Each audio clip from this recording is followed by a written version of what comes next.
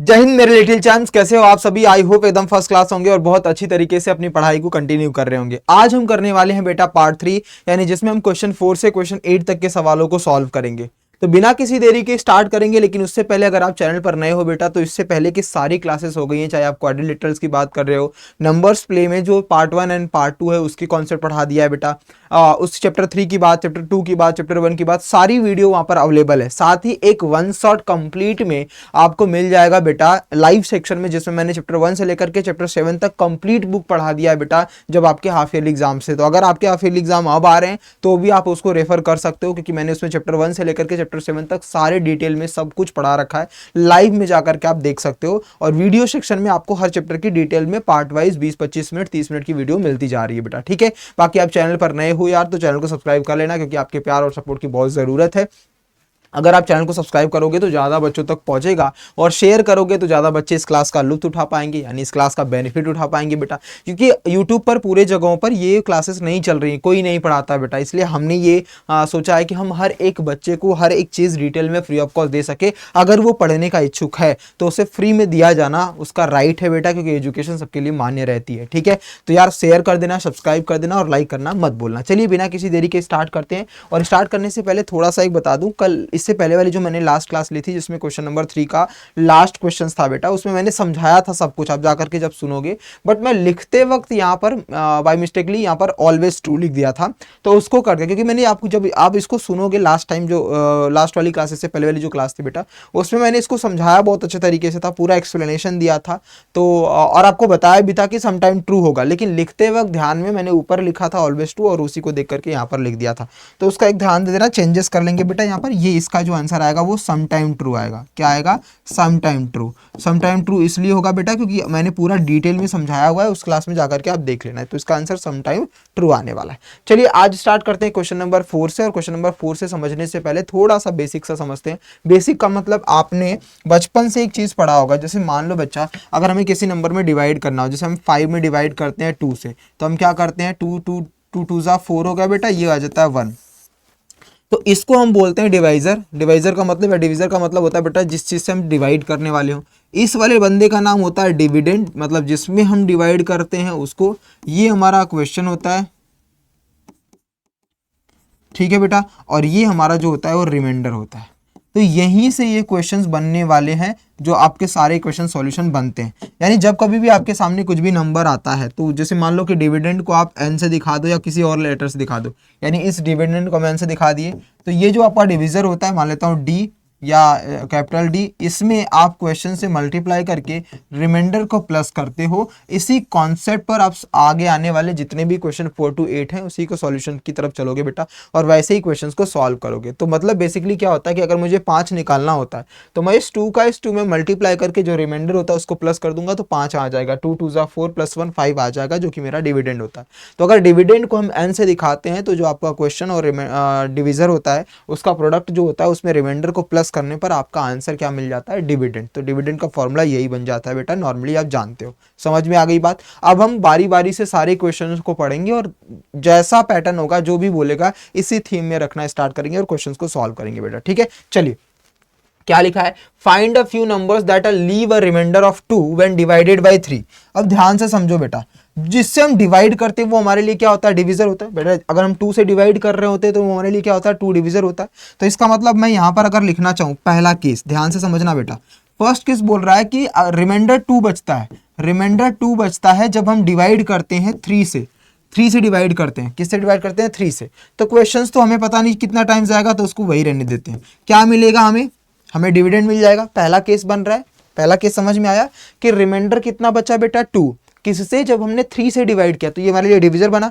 Question मुझे नहीं पता, उसको रख दिया, डिविडेंड हमारा ये फॉर्मूला हो गया, पहला केस। दूसरा कि फिर से रिमाइंडर 2 बचता है जब हम 4 से डिवाइड करते हैं।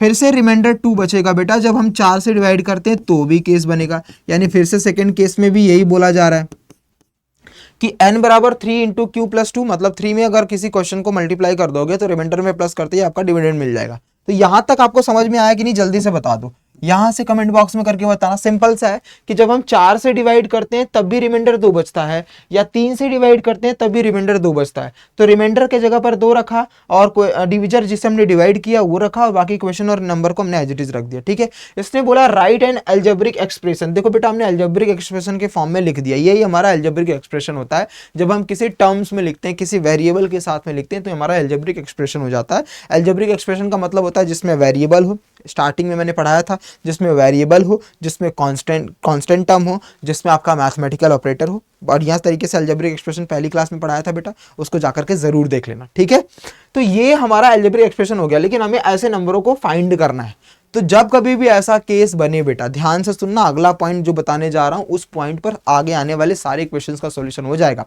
जब भी ऐसे दो चीजें मिलने आपने लिख दिया, अब आपके पास जो डिविजर होता है यानी जिससे आप डिवाइड करते हो, उसका हमेशा आपको एलसीएम लेकर के एक फाइनल अलजेब्रिक एक्सप्रेशन दोनों का कंबाइन लिखना पड़ता है। कंबाइन इसलिए बेटा क्योंकि हम अलग अलग, मान लो अगर हमारे पास 50 नंबर हो तो हम अलग अलग 50 नंबर लिखते जाएंगे तो फिर सॉल्यूशन ही करते थक जाएंगे। वो हमारा बेस्ट एक्सप्लेनेशन नहीं होता है कि हम हर नंबर को, हालांकि अगर एक एक नंबर को करने जा रहे हो तो एक एक नंबर में पूछता जाता है, एक एक नंबर में, तो आपका आंसर सही है, ये गलत नहीं है बेटा, लेकिन एक प्रेजेंटेशन होता है लिखने का। तो आप अगर मान लीजिए यहाँ पर 2 दिया है तब तो ईजी आप करके बता दोगे, लेकिन बेटा जब 2 नहीं है, मान लो 50 है, 100 ऐसे नंबर्स आते हैं, तब उस केस में क्या करना होता है, तब एक मैथ्स में जिसको हम प्रेजेंटेशन स्किल्स बोलते हैं बेटा, तो जब भी ऐसे सीक्वेंस आए तो आपको एक चीज याद रखना है। क्या सर, ये जो हमारा पोर्शन है, कौन सा वाला, जो हमारा डिविजर होता है, इसका हमें एलसीएम लेना पड़ता है। क्या लेना पड़ता है बेटा, एलसीएम लेना पड़ता है। तो हम लेंगे देयरफॉर एलसीएम ऑफ, हमेशा याद रखना, जिससे मान लो अगर 50 है तो 50 के एलसीएम ले लो तो वो एक एलसीएम बन जाएगा। एलसीएम का मतलब क्या होता है, एलसीएम का मतलब लीस्ट कॉमन मल्टीपल, मतलब इन दोनों से वो छोटा से छोटा नंबर कौन सा है जो इन दोनों से डिविजिबल हो जाए। लीस्ट का मतलब सबसे छोटा, कॉमन मतलब इन दोनों का जो कॉमन है, और मल्टीपल मतलब जो इन दोनों के टेबल में आता हो। तो 3 के टेबल में क्या आता है, 3 4 जा 12 और 4 3 जा 12, तो 12 ही एक ऐसा नंबर है जो इन दोनों का सबसे लीस्ट कॉमन होगा। भाई मल्टीपल का मतलब 3 का टेबल पढ़ो, मल्टीपल का मतलब टेबल होता है, मैंने पढ़ाया है। तो 3 का टेबल पढ़ो और 4 का टेबल पढ़ो, तो पहला कॉमन नंबर क्या मिलेगा, जैसे मान लो यहाँ पर पढ़ो बेटा 3 और 4 का, 3 2 जा 6, 3 3 जा 9, 3 4 जा 12, या 4 2 जा 8, 4 2 जा 12, तो पहला कॉमन नंबर तो हमें यही मिला बेटा, यही हमारा लीस्ट कॉमन मल्टीपल होता है। लीस्ट कॉमन मतलब दोनों का टेबल पढ़ो और दोनों में जो पहला, जो सबसे छोटा कॉमन होगा वही हमारा लीस्ट कॉमन मल्टीपल बनता है। तो आप एलसीएम निकालोगे 3 और 4 का, जिसको हम लीस्ट कॉमन मल्टीपल बोलते हैं, ये कितना आएगा बेटा, 12। अब जैसे ही 12 आया, अब इसको रिप्रेजेंट करने के लिए सिंपल सा फाइनल लिखोगे जो डिविडेंड होता है, यानी n बराबर, यहां पर आप लिख दो 12, क्यों है तो क्यों ही रहने दो, रिमाइंडर दोनों का सेम है तो बस दोनों का सेम रहने दो बेटा, लिख दो। यानी ये आपका फाइनल अलजेब्रिक एक्सप्रेशन हो गया।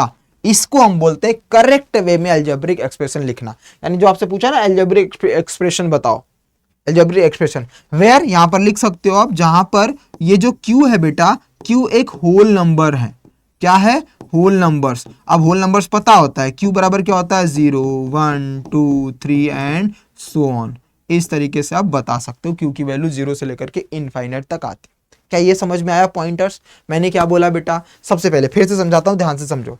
सबसे पहले हम बचपन से पढ़ते आ रहे हैं बेटा कि जो हमारा पहला नंबर होता है जिसको हम डिविडेंड बोलते हैं, ये हमारा डिविजर होता है, ये हमारा क्वेश्चन होता है, ये हमारा रिमाइंडर होता है। तो अगर हमें डिविडेंड को फाइंड करना होता है तो हम डिवाइजर यानी डिविजर और क्वेश्चन का मल्टीप्लाई कर देते हैं और उसमें रिमाइंडर को प्लस कर देते हो, आंसर आ जाता है। तो डिविडेंड को मैंने n से दिखा दिया, डिवाइजर को d से दिखा दिया, क्वेश्चंस को q से दिखा दिया, रिमाइंडर को r। ये का फॉर्मूला बना कि डिवाइजर और क्वेश्चन में जब हम मल्टीप्लाई करके रिमाइंडर को प्लस करते हैं तो डिविडेंड मिलता है। अब क्वेश्चन जैसा बोला था उसी को हमने देखा। इसने बोला था कि 3 से जब डिवाइड करते हैं तो रिमाइंडर 2 बचता है, तो रिमाइंडर के नीचे 2 रखा, प्लस किया। अब डिविजर का मतलब 3 से डिवाइड करना, क्वेश्चन कितना है, डिविडेंड कितना मुझे नहीं पता, तो उसको एज इट इज रख दिया। फिर दूसरा इसने बोला कि जब हम 4 से डिवाइड करते हैं तब भी 2 मिलता है, तो 4 से डिवाइड करते हैं तब भी 2 मिला। अब हमारे दिमाग में बत्ती जली कि भाई ऐसा तो अगर कितना करता जाएगा तो हमारा फाइनल आंसर तो होगा नहीं। तो इसने अलजेब्रिक एक्सप्रेशन दोनों का कंबाइन पूछा। कंबाइन मतलब एक फाइनल बता दो कि इसको हम कैसे लिख सकते हैं। तो हम क्या करेंगे बेटा, जो हमारा डिविजर होगा यानी डिवाइजर होगा, उसका हम एलसीएम निकाल देंगे। तो उसका एलसीएम का मतलब होता है उन दोनों के टेबल में सबसे छोटी वैल्यू कौन सी आती है, वो क्या आएगा 12। तो इन दोनों के प्लेस पर हमने 12 लिख दिया, Q कॉमन था, 2 कॉमन था, और Q की वैल्यू की जगह पर हमने ये लिखा। अब आगे बोला है एक्सप्रेशन तो हमने लिख दिया, to describe all such numbers. All such numbers के लिए Q के जगह पर 0 1 2 3 4 रखते जाओ, आंसर आता चला जाएगा। जैसे फॉर एग्जाम्पल के लिए यहां तक आपने समझ लिया, तो देयरफॉर नंबर्स के लिए बताने के लिए सबसे पहले हम क्या करेंगे, पुट q बराबर, अगर हमने 0 रखा तो q बराबर 0 रखेंगे तो यहाँ पर क्या आएगा बेटा, यहाँ पर n बराबर आएगा 12 इंटू 0 प्लस का 2, यानी मिल जाएगा आपका आंसर आ जाएगा 2, क्या आ जाएगा 2। फिर अगर आपने n बराबर q बराबर क्या रखा 1 रखा तो क्या मिलेगा, n बराबर 12 इंटू 1 प्लस 2, यानी आंसर मिलेगा 14। और अगर आपने q बराबर 2 रखा तो क्या मिलेगा, n की वैल्यू मिलेगी बेटा 12 इंटू 2 प्लस 2, तो 12 2 24, 2 कितना हो जाएगा 26। तो बेटा ऐसा मिलता चला जाएगा। यहाँ पर आप लिख सकते हो देयरफॉर नंबर्स इक्वल्स टू क्या होगा 2, 14, 26 एंड सो ऑन। इस तरीके के सारे नंबर्स आप फाइंड कर सकते हो। क्या समझ में आया आपको? बहुत आराम से बेटा, बहुत इजी क्वेश्चन है, ज़्यादा टफ हमें सोचने की ज़रूरत नहीं है। आप ऐसे से सवालों को उड़ा सकते हो। और मुझे ये सोच करके बहुत मतलब अच्छा लग रहा है कि सीबीएसई ने इस कदर सोचा है कि अब हमें लॉजिकल माइंड से बच्चों को पढ़ाना चाहिए, क्योंकि जो रीजनिंग पर्सपेक्टिव होना चाहिए उससे बच्चा सोचता है। अगर हम ये डायरेक्टली आपको नंबर्स दे देते तो आप इसमें जैसे अब डायरेक्टली यही वाला दे देते और बोल देते क्योंकि जगह पर 1 2 3 रखो, तो आपके माइंड ने कुछ काम ही नहीं किया बेटा। अभी फिलहाल आपके माइंड ने सोचा कि आप बचपन में जो डिवाइड करते हो उसका पर्पज आपने यहां पर देखा। ये चीजें हम 10th 11th में पढ़ते थे बेटा, लेकिन सीबीएसई ने आपको अब एडवांस लेवल कर रहा है, सोचने बचपन से ही सोचने के लिए तैयार कर रहा है कि जो जिसका मुझे ये स्टेप बहुत पसंद आया बेटा। अब ऐसे सवाल को जो बच्चा अभी से सोच रहा होगा, हालांकि ये टफ नहीं है, बस दिमाग का एक वहम है बेटा, क्योंकि हम जो डिविडेंड करते हैं, डिविजन करते हैं, क्वेश्चन करते हैं, रिमाइंडर, वही तो सारा चीज करते आ रहे हैं। और बस कॉमन ले लेंगे, लिस्ट कॉमन मल्टीपल निकालेंगे, सबकी वैल्यू पुट कर देंगे, आंसर निकल जाएगा।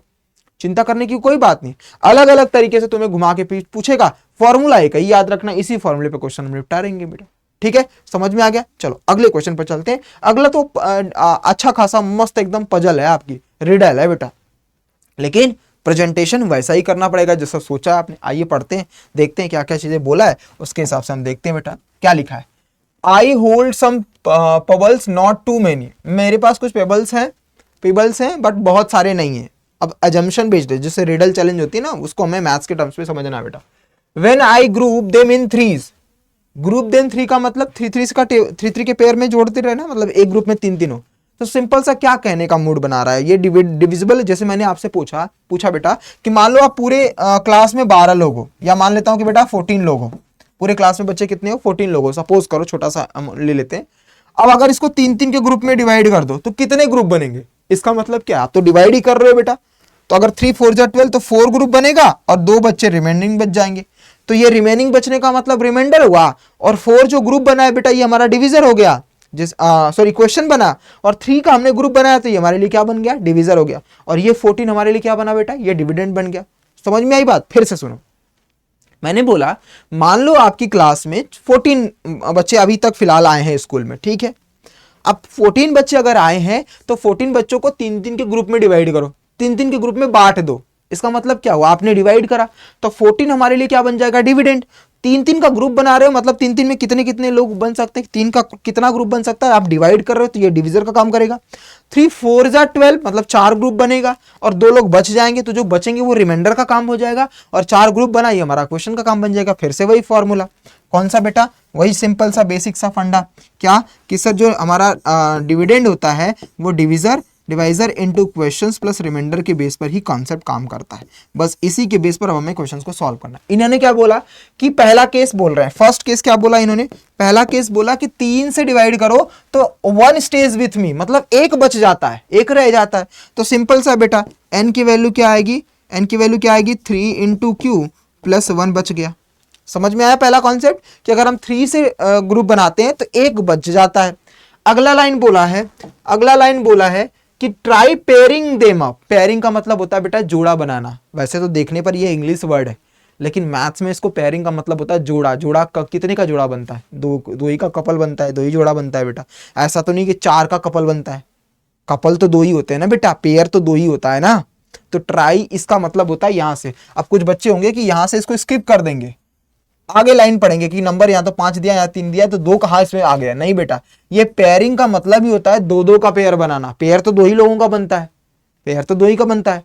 तो जब हमने 2-2 का पेयर बनाया तब भी ये काम नहीं किया, और जो ऑड टेबल है रिमेन्स इन माय व्यू, मतलब एक तो बच गया, ऑड का मतलब सबसे छोटा जो है हमारा वो फिर से एक बच गया। तो कहने का मतलब फिर से दूसरा केस भी सेम है कि जब हमने 2 से डिवाइड किया करा दो दो के ग्रुप में, फिर से हमारा एक बच गया है।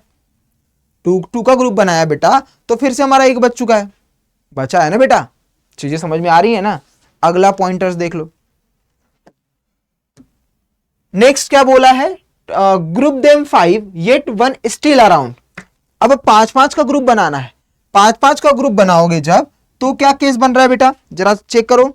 जब हम 5-5 का ग्रुप बनाएंगे तो कितना केस बन रहा है, सिंपल सी चीजें हैं।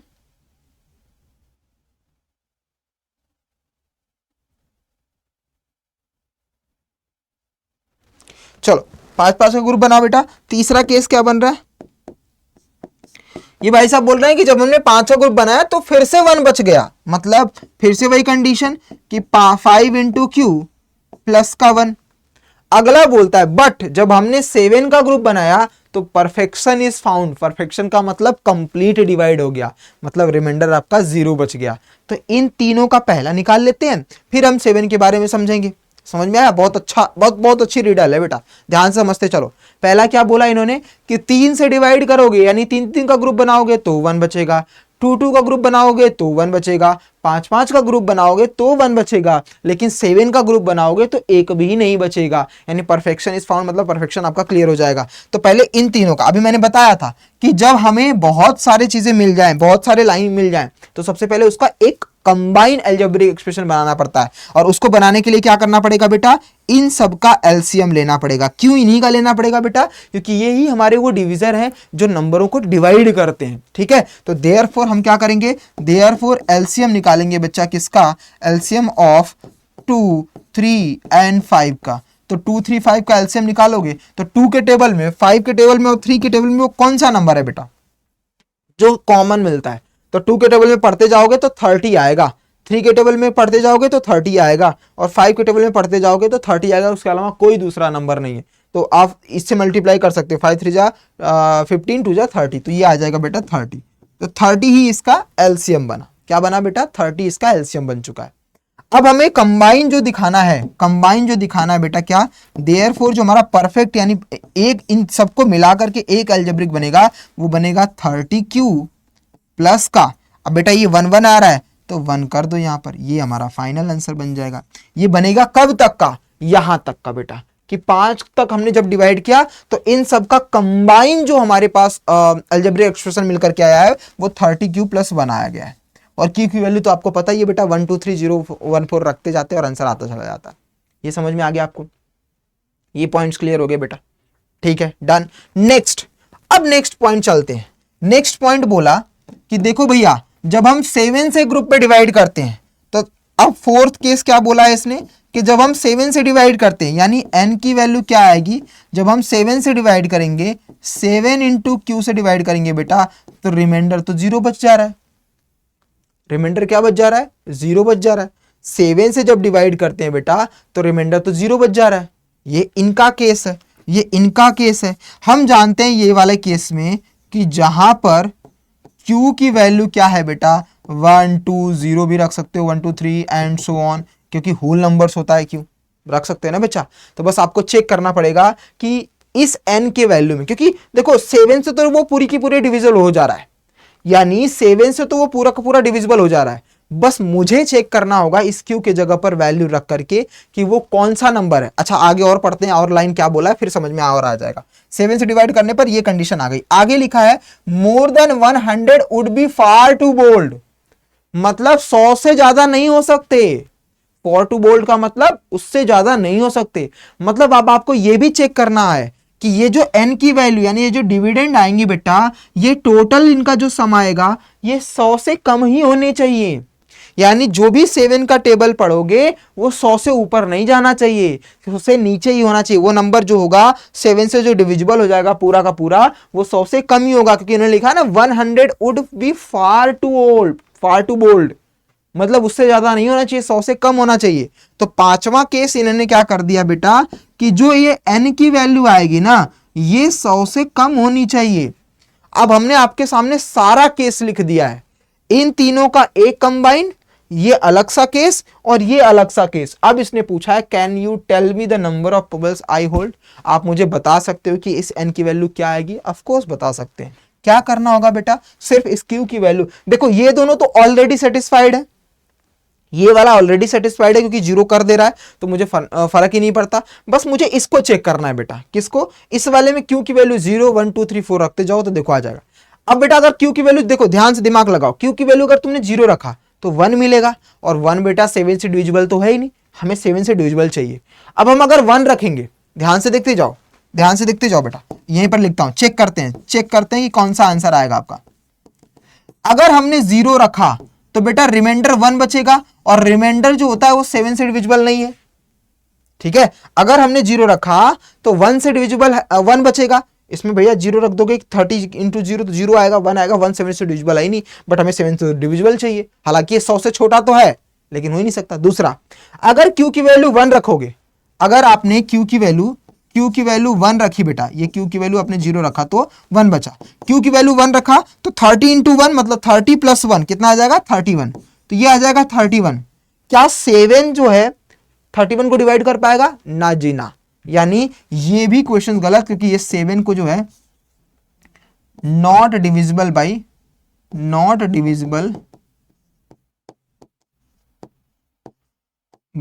7, 31 जो है वो डिविजिबल बाई 7 नहीं है, तो ये भी केस खत्म क्यू बराबर 1 रखने पर। अब क्यू बराबर अगर हम 2 रखेंगे बच्चा, तो 2 रखने पर क्या होगा? 30 इंटू 2 मतलब 60 आएगा, और 60 में 1 रखोगे, 61 में ऐड करोगे तो क्या आ जाएगा? 61, तो फिर से यहां पर 61 आएगा, फिर से ये नॉट डिविजिबल होगा, नॉट डिविजिबल बाई 7, फिर से, क्योंकि 7 के टेबल में 61 आता नहीं है।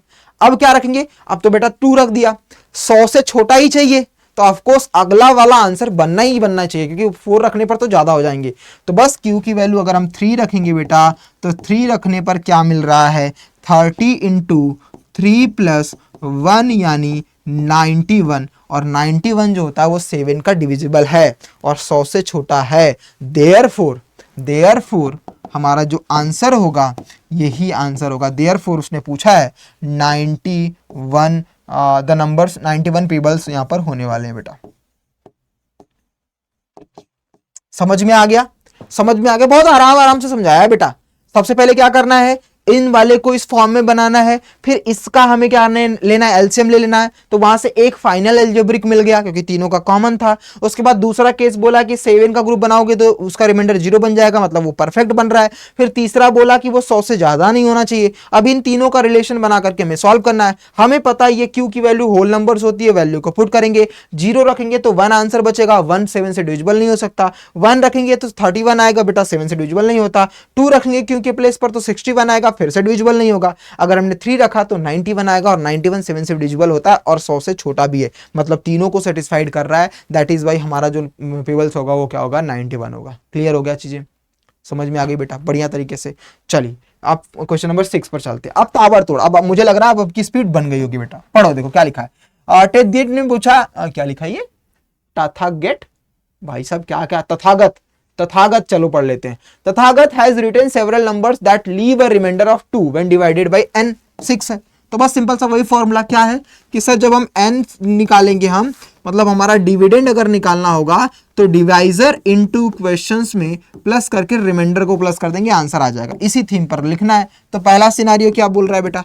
पहला बोल रहा है कि व्हेन डिवाइडेड बाय 6 तो रिमाइंडर 2 बचता है। रिमाइंडर 2 बच रहा है जब हम 6 से डिवाइड करते हैं, तो किसमें? डिविडेंड में।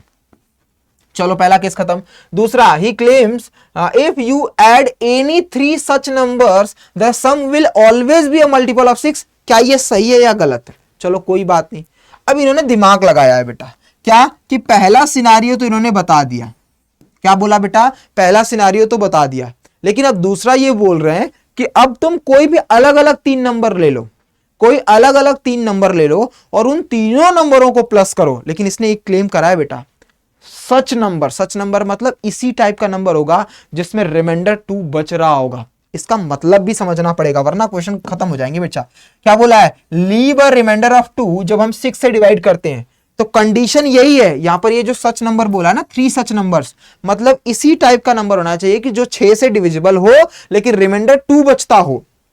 तो मान लो यहां पर क्वेश्चन कुछ दूसरा है, कुछ और नंबर ले लेते हैं बेटा, कुछ और नंबर ले लेते हैं। मान लो हमने पहला सिनारियो, इसमें 3 नंबर्स बोला ना पहला सिनारियो, तो इसका n1 कितना हो जाएगा, मान लो 6 से ही डिवाइड करना पड़ेगा। इस q के जगह पर हमने a ले लिया, बट रिमाइंडर तो वही बचेगा। फिर n2 के केस में क्या होगा, 6 इंटू बी ले लिया, फिर भी रिमाइंडर वही बचेगा। और n3 के केस में क्या होगा बेटा, 6 इंटू सी ले लेता हूं, फिर भी रिमाइंडर तो वही बचेगा। यही तो कहने का मतलब है बेटा कि देखो जो भी तुम्हारे पास कोई नंबर होगा, जैसे मान लो तुम सिंपल सा देखो यहां पर बचा, जैसे मान लो मैंने यहां पर 6 से डिवाइड किया 18 को या 19 को डिवाइड किया, तो यहां पर क्या आ जाएगा बेटा, 6 3 जा 18 और यहां पर बचा एक रिमाइंडर, रिमाइंडर फिक्स्ड है। तो वो बोलना चाहता है, या यहां पर 20 मान लेता हूं, चलो तुम्हें इसी का एग्जाम्पल समझाता हूं। 20 से डिवाइड किया तो क्या बचा 2। उन्होंने बोला पहला नंबर क्या है, पहला नंबर क्या है कि 6 में अगर 20 से डिवाइड करते हो तो 2 बच रहा है, 2 ही बचना चाहिए। मान लो मैंने 14 ले लिया, 14 को मैंने 6 से डिवाइड किया तो 6 2 जा 12, फिर से 2 बचा रिमाइंडर। 6 से डिवाइड करने पर रिमाइंडर फिर से 2 बचा, 6 से डिवाइड करने पर फिर से रिमाइंडर बचा। एक और केस ले लेता हूं, जैसे मान लो 26 में मैंने 6 को डिवाइड किया तो 6 4 जा 24, फिर से रिमाइंडर 2 बचा। अब आप जब सिनारियो चेक करोगे बेटा, तो इस केस में जो क्वेश्चंस हैं वो बदल रहे हैं, एक बार 2 आया, फिर 3 आया, फिर 4 आया, बट जो आपका डिवाइजर एंड रिमाइंडर है वो दोनों सेम है, इसमें भी सेम है, इसमें भी सेम है, इसमें भी सेम है। तो वही ये कहना चाहते हैं कि 3 अलग अलग नंबर लो, मतलब जब भी आप तीनों अलग अलग नंबर लोगे बेटा तो बदलेगा कौन सा, सिर्फ आपका क्वेश्चन ही बदलेगा। नंबर्स देखो n1 n2 n3 में भी मैंने में बदला है कि ये तीनों अलग अलग नंबर्स हैं, मतलब नंबर्स भी बदलेंगे और आपके क्वेश्चंस भी बदलेंगे, बट आपका जो डिवाइजर होगा और रिमाइंडर ये नहीं बदलेगा। कैसे, मैंने एग्जांपल करके आपको समझा दिया बेटा। तो आई होप आपको ये चीज समझ में आ गई होगी कि ऐसा कोई 3 और नंबर ले लो जो कि डिविजिबल होना चाहिए, इसी कैटेगरी में होना चाहिए। अब इनका सम करना है, इनका सम करना है, तो चलो इन तीनों का सम करते हैं। Therefore n1 plus n2 plus n3 अगर हम कर लेंगे बेटा, तो इस वाले केस को भी प्लस करना होगा, तो प्लस टू, यानी मैं लिख सकता हूं 6a प्लस 2, फिर क्या है बेटा प्लस, सबको ऐड कर दो, 6a plus 2 plus 6b plus 2 plus 6c plus का 2। अब जरा प्लस करोगे बच्चा तो क्या हो जाएगा, देखो 6a 6b 6c एक ले लो, और 2 प्लस 2 प्लस 2 मतलब कितना हो जाएगा, 6 हो जाएगा। सब में 6 है बच्चा, तो 6 कॉमन ले लो, तो क्या बचेगा a प्लस b प्लस का c, और प्लस यहां से 6 ले लिया तो क्या बचेगा 1। अब मैंने बताया था कि जब भी कभी किसी नंबर को अगर हमें डिवाइड करना होता है तो उसके फैक्टर्स में वो नंबर्स बस एक बार दिखना चाहिए। याद करो पहली क्लास मैंने समझाया था कि जब भी हमें किसी नंबर को डिवाइड करना होता है, जैसे मान लो, फिर से समझाता हूं, मान लो मैंने यहां पर लिखा तुम्हारे सामने कि मुझे 4 into 5 into 6 into 10,000 into 1 lakh जो भी आ सकता है इंटू 5 6 7 9 को अगर हमें डिवाइड करना है और चेक करना है कि क्या ये 5 से डिविजिबल है, क्या ये 6 से डिविजिबल है, तो बस मुझे ये चेक करना है बेटा कि ये 6 का या तो इस वाले ऊपर में न्यूमरेटर में कोई टेबल मतलब इसका मल्टीपल हो या वही सेम नंबर दिख जाए तो डिविजिबल हो जाएगा। तो इतने बड़े सारे नंबर से ये 6 से डिविजिबल है क्योंकि एक बार ये नंबर है, एक बार नंबर हो या इसका कोई टेबल हो, टेबल जो पढ़ते हैं मल्टीपल पढ़ते हैं बेटा, 6 1 जा 6 2 जा 6 3 जा 6 4 जा, ये टेबल ही होता है। तो इसमें से कोई भी नंबर अगर दिख जाता है या वही 6 वाला सेम नंबर दिख जाता है तो ये इसका मल्टीपल या इसका डिविजिबल होता है। उसी तरीके से बेटा जब आप इसमें चेक करोगे बच्चा तो 6 इंटू ब्रैकेट में ये इतना बड़ा नंबर कुछ भी हो सकता है, बट 6 तो है और इसने पूछा है कि क्या तथागत ने क्लेम सही करा है कि वो 6 से डिविजिबल होगा, तो हम बोल देंगे यस, क्योंकि यहां पर लास्ट में 6 बचा है, that's why Tathagat claims are true. यहां पर हम लिख देंगे हियर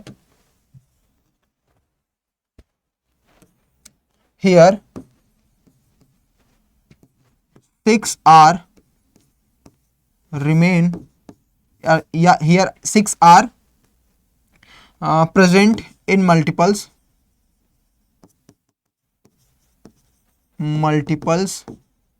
of सम वाले मल्टीपल में, सम के मल्टीपल में 6 जो है वो प्रेजेंट है, देयरफॉर तथागत का जो स्टेटमेंट है यानी क्लेम है वो क्या है बेटा, ट्रू है।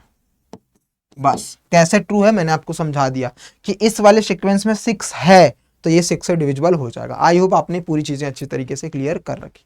ज्यादा टफ नहीं है बेटा, बहुत आराम आराम से इस वीडियो को एक बार वापस से देख लेना, चीजें एकदम क्लियर होती चली जाएंगी। बस एक फॉर्मूला, कौन सा, कि डिविडेंड बराबर divisor into question plus reminder पर सारे सवाल निपट जाते हैं। बस तुम्हें बस पढ़ना आना चाहिए। आइए पढ़ते हैं इसको। व्हेन डिवाइडेड बाय 7, चलो भैया 7 से डिवाइड करो तो रिमाइंडर क्या बनता है, द नंबर 661। अब नंबर दे रखा है बच्चा, नंबर भी दे रखा है, मतलब n की वैल्यू दे रखा है 661। जब हमने 7 से डिवाइड किया तो रिमाइंडर 3 बच रहा है। क्वेश्चन तो नहीं दिया लेकिन ये एक सीक्वेंस बच रहा है। पहला केस मैंने क्या लिखा कि द नंबर 661, तो नंबर मतलब ये डिविडेंड आपका बनेगा। इसको जब हम 7 से डिवाइड कर रहे हैं तो डिवाइजर आपका 7 है, क्वेश्चन आपको पता नहीं, रिमाइंडर 3 बचता है, पहला सीक्वेंस। दूसरा, जब हम 4779 से डिवाइड करते हैं, 4779 में डिवाइड करते हैं बच्चा, तो जो रिमाइंडर होता है वो 5 बच जाता है, लेकिन डिवाइड किससे करेंगे, and leaves and 4779 leaves reminder same से। व्हेन डिवाइडेड बाय 7 का मतलब 7 दोनों में डिवाइड करा जा रहा है, तो 7 से इसमें भी डिवाइड करा जा रहा है कि भैया जब हमने 7 से डिवाइड किया इस वाले नंबर में तो 3 बच रहा है, 7 से डिवाइड किया इसी वाले नंबर में तो 5 बच रहा है।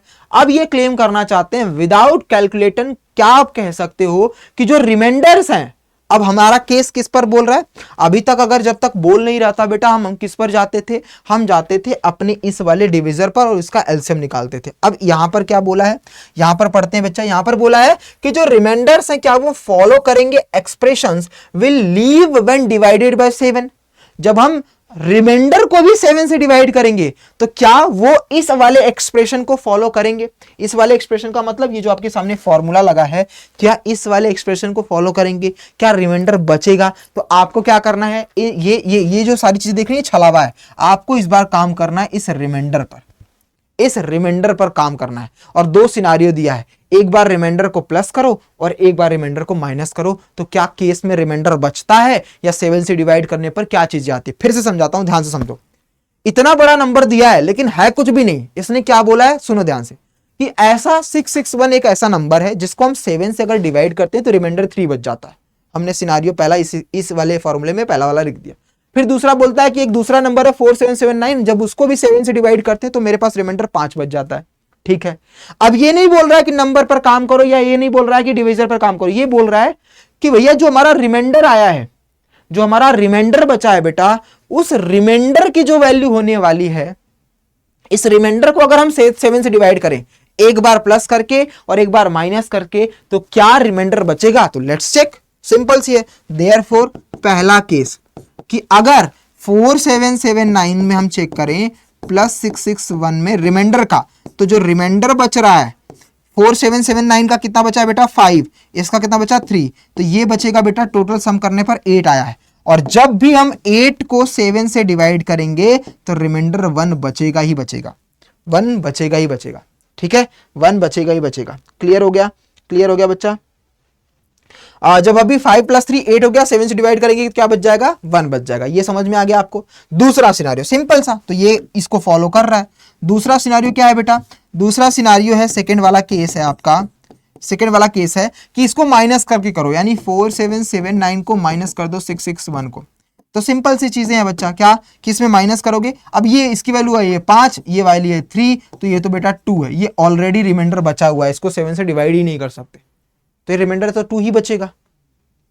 क्या 2 को हम डिवाइड कर पाएंगे, नहीं। ये 8 7 से बड़ा था इसलिए हमने डिवाइड करा, 1 बच गया, लेकिन ये तो ऑलरेडी 2 बचेगा ही, क्योंकि जब कोई नंबर 7 से छोटा है तो वही उसका रिमाइंडर बचेगा, तो इसका रिमाइंडर 2 आ गया, काम खत्म। यही आंसर हमने अलजेब्रिकली सॉल्व कर दिया। अलजेब्रिकली का मतलब क्या होता है बेटा, इस तरीके से रिप्रेजेंट करना और रिप्रेजेंट करके फिर अपने एक्सप्रेशन को दिखा करके आंसर को निकालते हैं, तो ये हमारा फाइनल आंसर हो जाएगा। क्लियर। चलिए लास्ट क्वेश्चन पर आते हैं। अब लास्ट क्वेश्चन का फॉर्मेशन मैं बता देता हूं और कमेंट में आप लोग एक बार आंसर करके जरूर बताना। वही formula, divisor into questions plus reminder, यही है बेटा। पढ़ो जरा, फटाफट पढ़ो और आंसर बताओ। क्या बोला है भाई साहब ने, बोला है कि एक नंबर बताओ जो लीव रिमाइंडर 2 करता है जब हम डिवाइडेड बाई 3 करते हैं। तो पहला केस लिखेंगे, रिमाइंडर 2 बच रहा है बेटा किसी नंबर में जब हम 3 से डिवाइड करते हैं, यही बोल रहा है जी सर। फिर रिमाइंडर 3 बचता है, रिमाइंडर 3 बचता है कब, जब हम 5 से डिवाइड कर रहे होते हैं। तो दूसरा नंबर, सेकंड सिनारियो बचा। तीसरा सिनारियो क्या कह रहा है कि भैया रिमाइंडर अब सॉरी सेकंड वाला तो ये था ना 3/4 था, तो मान लेता हूँ कि ये सेकंड है। चलो नीचे लिख देता हूँ सेकंड वाले का, इस वाले का देखता हूँ। 4 से डिवाइड करने पर 3 बच रहा है, तो यहाँ पर हो जाएगा इससे 4 से डिवाइड करने पर 3 बचा, तो यहाँ पर 4 होगा बेटा। ये हो जाएगा 4 इंटू, ठीक है। नेक्स्ट 5 से डिवाइड करने पर 4 बच रहा है, 4 5 से डिवाइड करने पर बच रहा है। अब इसमें बस एक कॉमन है बच्चा, ध्यान से देखोगे तो समझ में आएगा। आपने अभी तक जब भी सॉल्व करा तो रिमाइंडर सेम बच रहा था, याद करो। पहला सॉल्व किया, फोर्थ सॉल्व किया, फिफ्थ सॉल्व किया, सिक्स सॉल्व किया, सेवेंथ भी सॉल्व किया, तो रिमाइंडर सेम बच रहा था। तो रिमाइंडर सेम बच रहा था तो हम बस इसी तीनों की क्या निकाल देते थे बेटा, ध्यान से समझना। इन्हीं तीनों का हम क्या निकालते थे, एलसीएम निकालते थे। याद है ना कि जब रिमाइंडर सेम बचता था तो इन्हीं तीनों का एलसीएम निकाल देते थे सेम। अब रिमाइंडर तो सेम बचा नहीं है, लेकिन एक क्राइटेरिया बच रही है जहां से हमें ये चीजें मिल सकती हैं। क्या कि जब हमने 3 से डिवाइड किया तो 2 बचा, 4 से डिवाइड किया तो 3 बचा, 5 से डिवाइड किया तो 4 बचा। इसका मतलब बेटा इनके बीच में जो कॉमन है वो -1 का है, इनके बीच में कॉमन है -1 का, इनके बीच में जो डिफरेंस है कॉमन, सॉरी नहीं डिफरेंस, तो 3 और 2, 2 में से 3 माइनस करोगे तो -1 3। मतलब कहने का मतलब है इनके बीच का जो डिफरेंस है, ये माइनस डिफरेंस को दिखाता है, साइन को नहीं। तो आप ये बोल सकते हो कि 1 1 1 इनके बीच का डिफरेंस है। क्या है, डिफरेंस है। क्या है बच्चा, डिफरेंस है। इसका मतलब अब 2 3 4 को हमें रिमाइंडर पे नहीं ऐड करना है, हमें एलसीएम तो लेना है 3 4 5 का, लेकिन जब हमारा प्लस करना होगा या माइनस, जैसे हम पहले वाले क्वेश्चन में, याद करो बेटा, इस पहले वाले में जब हम करते थे, जैसे मान लो किसी भी इसमें देख लो बेटा, हमें क्या हुआ था कि हमें अगर +2 है तो इनका रिमाइंडर लेकर के +2 को लास्ट में एक बार लिख देना होता था एज इट इज, क्योंकि वो सेम रहता था। लेकिन इस वाले सीक्वेंस में बेटा, इस वाले में ये तीनों अलग अलग हैं, तो अब हम चेक क्या करेंगे कि इनके बीच का डिफरेंस कितना है, इनके बीच का डिफरेंस कितना है। तो डिफरेंस कितना आ रहा है, सेम आ रहा है बेटा। जब हमने देखा कि हमारा रिमाइंडर सेम नहीं है बट इनके बीच का डिफरेंस सेम आ रहा है, जैसे फॉर एग्जांपल 3 से डिवाइड करने पर 2 आ रहा है, 4 से 3, 5 से 4, तो इसका मतलब इनके बीच का डिफरेंस तो 1 ही है, सब में सेम 1 आ रहा है। तो देयरफॉर तब हम लागू कर देंगे कि इसका हम एलसीएम निकालेंगे, that is why LCM of किसका निकालेंगे बेटा, 3 4 एंड 5 का। तो इन तीनों का एलसीएम क्या हो जाएगा बेटा, 3 का टेबल, 4 का टेबल, 5 के टेबल में पहला नंबर कौन सा होगा जो तीनों में आता है, तो ये हो जाएगा 30 भी करोगे तो 4 से नहीं कटेगा तो 60, यानी इसका आंसर आएगा 60। 60 जो होगा इन दोनों का पहला वो नंबर होगा जो 3 के टेबल में भी आएगा। अब कोई बच्चेंगे सर 3 का टेबल तो 10 पे खत्म हो जाता है 30 पर, अब आगे कैसे जा रहे हो बेटा, 3 का मल्टीपल्स का मतलब होता है टेबल भी बढ़ता चला जाता है, 3 3 3 3 उसमें ऐड करते चले जाना, तो वो हो जाएगा 60। एलसीएम क्या आ जाएगा बेटा, 60। अब हमने लिख तो दिया, लेकिन अलजेब्रिक एक्सप्रेशन कैसे लिखेंगे बेटा, अलजेब्रिक एक्सप्रेशन कैसे लिखेंगे, देयरफॉर n बराबर अब यहां पर 60 लिख देंगे इंटू क्यू। बस अब यहां पर मुझे वो चीज लिखनी है जिससे आपका करेक्ट आंसर मिल सकता है। अब हम यहां पर क्या लिखें, क्या +2 लिखें, +3 लिखें, +4 रखें, या फिर डिफरेंस लिखें। तो बेटा मैंने बताया जो सेम रहता है वही तो लिखा जाता है रिमाइंडर में, तो बेटा रिमाइंडर के बीच में इनके बीच का डिफरेंस लिखा जाएगा। अब डिफरेंस 1 1 का था तो डिफरेंस के लिए हम -1 लिखेंगे, +1 नहीं। क्या लिखेंगे बेटा, -1। क्या लिखेंगे बच्चा, -1। तो बस आपको यहां पर -1 का करते ही आपको पता है बेटा कि जहां Q की वैल्यू क्या होती है, Q की वैल्यू होती है 0 1 2 एंड सो ऑन, ऐसा चलता चला जाता है, ऐसा चलता चला जाता है। अब आगे क्या लिखा है, ये सारी चीजें भूल गई, अब यहां तक खत्म हो गया। आगे लिखा है what is the smallest such number, वो सबसे छोटा कौन सा नंबर होगा। Can you give a simple explanation of why it is smallest. तो बेटा मैंने तुम्हारे सामने पूरा लिख दिया है। अब हमारे सामने जो आंसर मिलने वाला है, आंसर मिलने वाला बच्चा, उस आंसर के पीछे चलते हैं। तो n बराबर 60 इंटू क्यू -1 है, तो q बराबर वैल्यू है तो वैल्यू को पुट कर दो, यानी n बराबर हो जाएगा 60 इंटू, अगर मैंने 0 रखा -1 तो n बराबर हो जाएगा -1, जो कि हमारे कंडीशन को सेटिस्फाइड नहीं कर रहा है। क्यों, क्योंकि बेटा अगर माइनस में नेगेटिव आ जाएगा, नेगेटिव ऑलरेडी आ जाएगा, तो हम नंबर को डिवाइड करने पर +2 कहां से रिमाइंडर निकाल पाएंगे, नहीं निकाल सकते, तो 0 का केस तो खत्म। तो अब हम क्या करेंगे, n बराबर 1 रखते हैं, सॉरी q बराबर हम क्या रखेंगे बेटा 1, तो यहां से n की वैल्यू हो जाएगी 60 इंटू 1 -1, तो बेटा हो जाएगा 60 -1, यानी n की वैल्यू हो जाएगी 59। अब आपसे पूछा है कि मुझे स्मॉलेस्ट बताना है, तो मेरे चैंपियंस तुम्हें पता है 0 हो नहीं सकता, 1 सबसे, 0 के बाद 1 ही सबसे छोटा नंबर है, 1 के बाद जो भी नंबर रखते चले जाओगे ये तो बढ़ता चला जाएगा। तो हमारा जो स्मॉलेस्ट नंबर होगा, therefore smallest number equals to क्या हो जाएंगे 59, यही आपका फाइनल आंसर होगा, यही आपका फाइनल आंसर होगा। समझ में आ गई बात? तो इस वीडियो को एक बार वापस से सारा देख लेना, बहुत अच्छा बेटा है, बहुत अच्छा कॉन्सेप्ट है। इसको अगर एक बार सीख लिया तो तुम्हारी कमांड बन जाएगी और एकदम तोड़ू नाका फोड़ू नाका मचा दोगे। बाकी क्लास कैसी लगी दिल वाली इमोजी के साथ कमेंट बॉक्स में जरूर अपना प्यारा प्यारा कमेंट्स देना बेटा। और चैनल पर नए हो तो चैनल को सब्सक्राइब कर लेना। मिलते हैं अगली वीडियो में अगले पार्ट में, तब तक के लिए ख्याल रखिए अपना, अपने पेरेंट्स का भी। जय हिंद मेरे रॉक स्टार। क्लास को जरूर शेयर करना, लाइक भी करना और अपने प्यारे प्यारे कमेंट्स देना बेटा, हमें पढ़ करके अच्छा लगता है। बाय बाय, जय हिंद बेटा, गॉड ब्लेस यू।